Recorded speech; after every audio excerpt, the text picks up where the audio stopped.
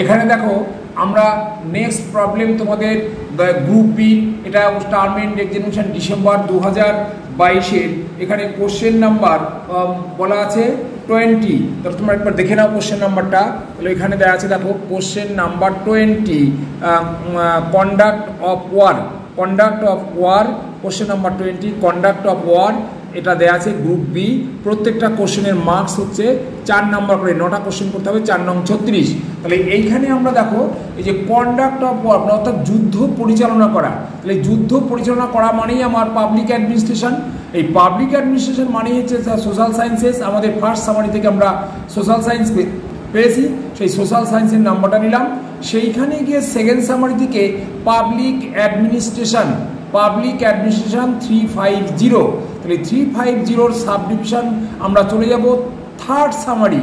Third সামারিতে তার যে 350 যে 10টা সাব ডিভিশন হচ্ছে, তার মধ্যে 355 হচ্ছে মিলিটারি আর্ট অ্যান্ড সায়েন্সেস।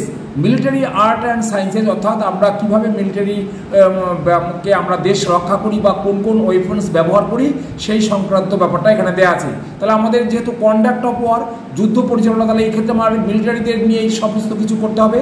তাহলে তারপরে গিয়ে দেখলাম 35543 স্ট্র্যাটেজি। আমি তোমাদের শিল্ড একটু দেখিয়ে দিই। দেখো 355 উপরে তোমরা দেখতে পাবে 355, তার সাব ডিভিশন 43.43 স্ট্র্যাটেজি। এই যে 43 স্ট্র্যাটেজি, এখান থেকে আমি নাম্বারটা নিয়েছি। এই 43 স্ট্র্যাটেজি, এই স্ট্র্যাটেজি মিনস হচ্ছে পরিচালনা। আমরা কীভাবে যুদ্ধক্ষেত্রে সেনাদের ব্যবহার করব, অস্ত্র ব্যবহার করব, বিপক্ষকে কীভাবে সাহায্য করব, সেটা আমাদের স্ট্র্যাটেজি আগে থেকে নিয়ে নিতে হবে। এটাকেই হচ্ছে কন্ডাক্ট অফ ওয়ার বলা হয়। অতএব আমার ক্লাস নাম্বার হবে 355.43। অতএব therefore the class number is 355.43. Okay.